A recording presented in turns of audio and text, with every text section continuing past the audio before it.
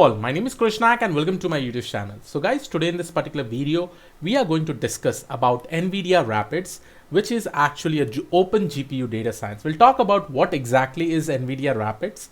Okay, we'll discuss more about it. But before that, let me ask you a very simple question. Now, why do you think the GPUs that are present in your machine, you basically use for, right? You may be using it for gaming purpose, probably, and most of the people who are learning data science, they'll be saying that, okay, it will actually help us to train our deep learning models, probably make some kind of inferences for those specific models. Yeah, so these are the most common answers that are given by the people. Now, what if I tell you that now you can actually do data pre-processing, you can do all the works that we usually do with the help of data frames, with the help of GPU also, and you can also train your machine learning model in GPUs. Yes, so why? I think it is very much interesting, right? So for this particular purpose, we are actually using NVIDIA Rapids. NVIDIA has come up with this amazing library. I definitely think you should all try it out.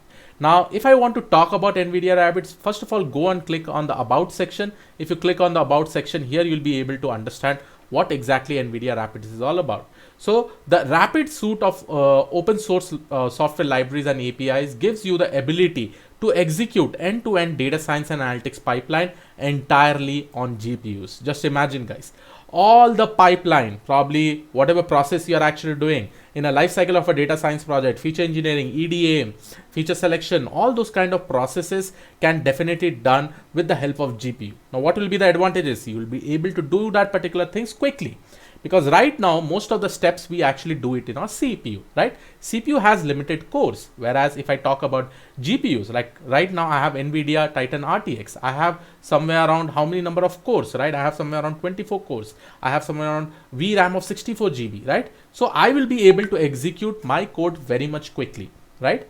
Now, what all things we are going to discuss with respect to this Rapids library. So let me just show you one of the PPT. And this was also available in the NVIDIA site itself. So here you'll be able to see a lot of things are actually being done with the help of this Rapids library. Nowadays, you can see the monthly download is somewhere around 116K because the importance of this particular library is pretty much amazing. Okay, now let me go over here. Probably today in this particular video, we'll be discussing about cuDF and cuML. I'll talk about what is cuDF and cuML.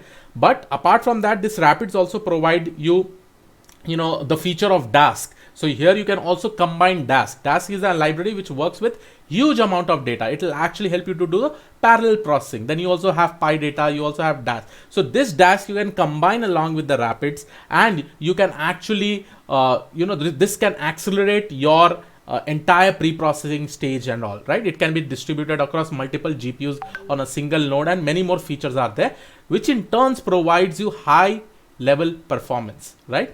And here also you can see that today in this particular video, we'll be discussing about cuDF and cuML.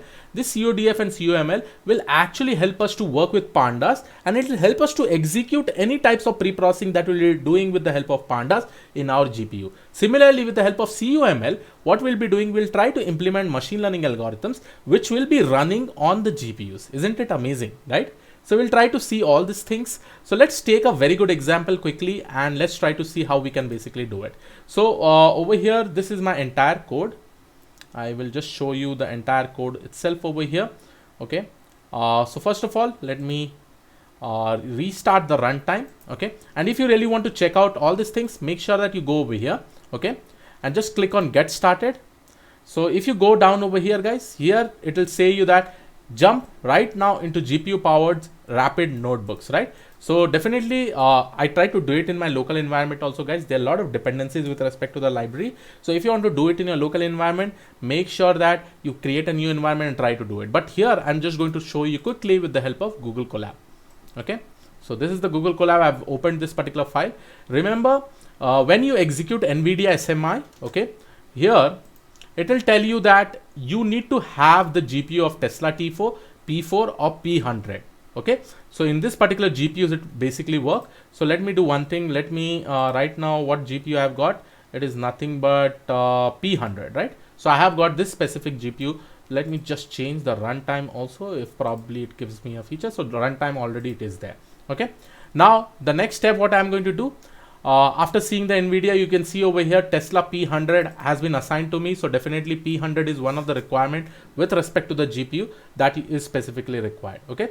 Now I will do one thing. I will start doing the installation. Now see guys, there is a set of codes that we really need to execute in order to do the installation of the Rapids. Okay, so this is the specific code that is given by Nvidia. So all you don't have to do anything, just try to execute it. It'll probably take some amount of time. So let's see how much time it basically takes.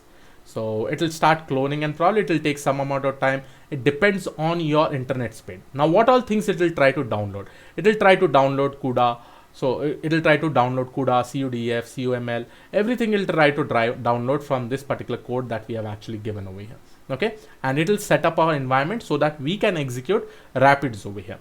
Now till the installation is taking place guys, one thing that I really want to do, let's get some introduction regarding cuDF. Okay, so load a data set into GPU memory. Now for loading a data set also guys, we'll not load it in our RAM. Usually in many system, you know, you'll be having less RAM.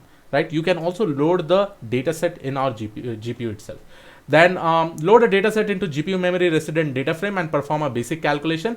Everything from CSV parsing to calculating tip percentage and computing a grouped average is done on the GPU. So this is what we are going to do guys. First of all, what we are doing, we are loading this particular dataset.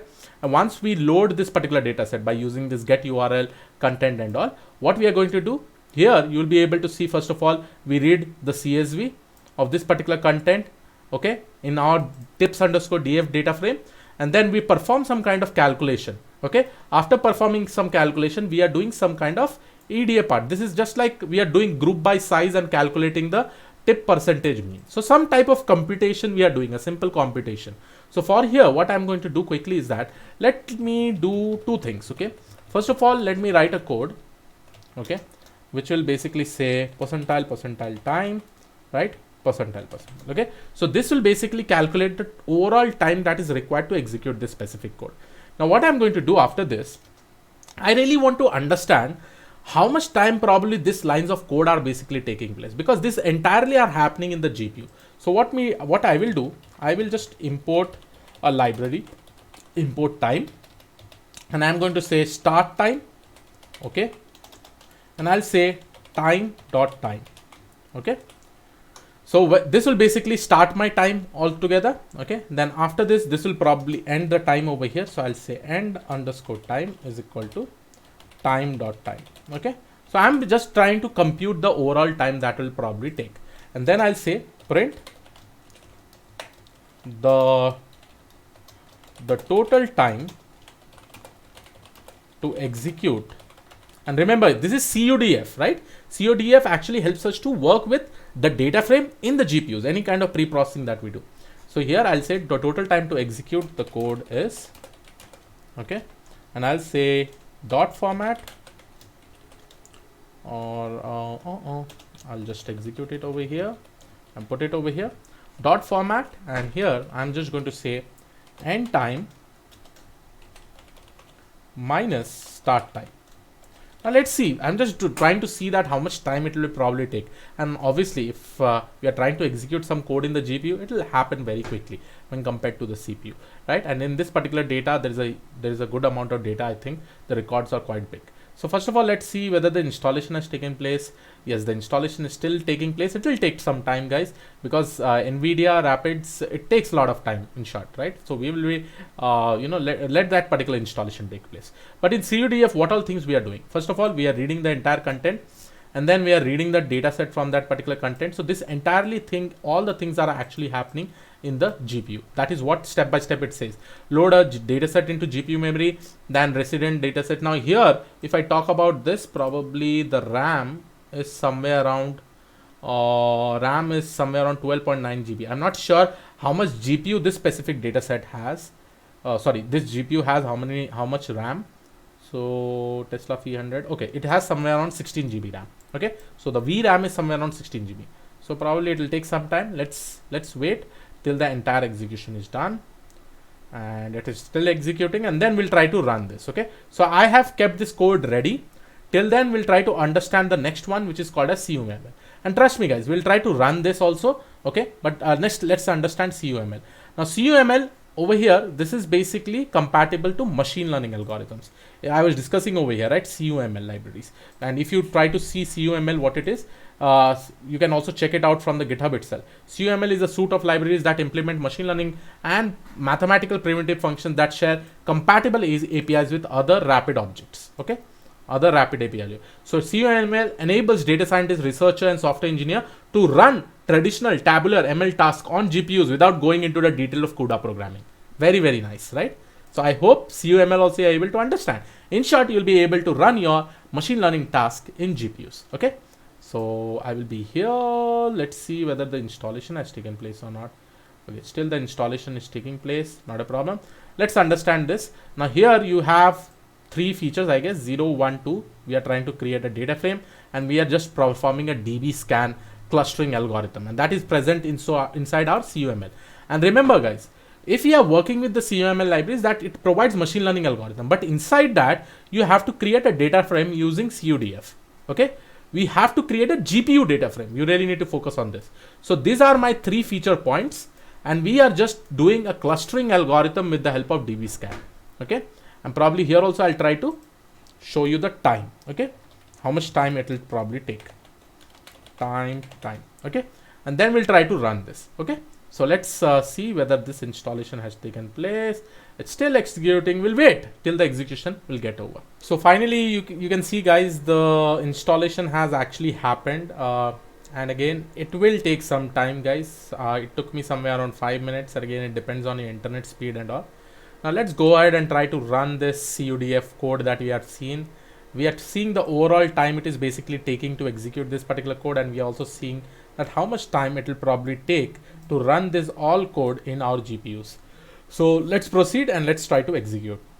So I'm going to execute over here guys. So after executing, okay, it is saying percentile time is not found. Why it is so? Let me now check.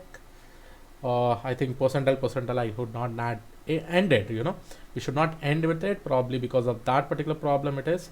Now here you can see that our code is running. Now this is very much amazing. The total time to execute the code is nothing but 2.07 seconds, and the wall time is somewhere around 7.19 seconds. Now understand why it may have probably taken some more time. Let's execute it once again. Okay, so here you will be able to see now the total time to execute the code is somewhere around 0.01 seconds. You know, this basically loading in the data frame and executing this, and over here the CPU time is somewhere around 32.1 milliseconds. This is this. The wall time is 33.5 milliseconds. So definitely the time executing for this particular statement is taking very less time, and this is what it is basically happening in your GPU, right? This was an example for cuDF. Now remember, for the first time, why do you think it took time? Because it was importing this, it was loading this particular data set, right? And again, when we are trying to execute it, that time you can see that less time it is basically taking. So for the first time, it may take some amount of time based on loading of the library and all. So this was an example with respect to cuDF. And remember, you should always try to work with cuDF libraries when you're working with data frames, and you really want that particular data frames to get loaded in the GPUs or probably get executed in the GPUs itself, right? Now, one important code from here is this, right? When you're reading the data sets from here with the help of cuDF, then it is actually giving you a data frame. Now, if I try to probably execute this particular code, what is type of tips_df, right? Here you can see that it is a type of cuDF.co.dataframe.dataframe, right? Whereas in pandas data frame, you'll be having that will be a type of pandas object. Here, this is a type of cuDF. So the data frame that you will be able to execute in your GPU, it is not the normal pandas data frame, but instead it is this specific data frame. This is the most important point you really need to note. Why this is basically useful? Because in the further class, in the further section, when you are basically using the cuML libraries also, now in this cuML libraries, so I'm just going to execute this, in this cuML libraries also, this will be able to run in the GPU only if you have the data frame which is created with the help of cuDF. This is very much important, guys. Okay, try to understand. If the data frame is created with the help of cuDF, then only you'll be able to execute it with the help of cuML on the GPU platform. So here it is pretty much simple. We have taken 3 rows of data, and then we are just applying a DB scan algorithm. If you really want to know the theoretical understanding, I've already created a video. Here the epsilon value is 1.0, and now here they are doing fit, and they're just trying to find out the labels. So let's execute it, and this will get properly trained in the, okay, I'm just going to remove this, probably the syntax error I have to write in the starting. Okay, but here I don't have to worry about time. Because I just want to show you that how this is getting executed. So over here you can see that when we are getting the labels, this is belonging to the 0th group, 1st group, 2nd group. So something like that, we are basically getting the answer, right? Now this is the example of cuDF and cuML, right? Now what I'm going to do in the upcoming sessions, I'm going to take a bigger problem statements, and then I'll try to show you how we can definitely work with this kind of data frames, that is cuDF and cuML libraries, to execute bigger machine learning problem statement. This is just one example. One more thing that I really wanted to show you, and this is just a basic thing, guys. In the next one, I'll take a data set which is called as bike sharing, which is a very amazing data set that is present in Kaggle, and we'll try to solve this particular problem. Okay, we'll try to solve it with the help of cuDF and cuML. Okay, and as we go ahead from this specific libraries, we'll also be discussing about Rapids plus Dask.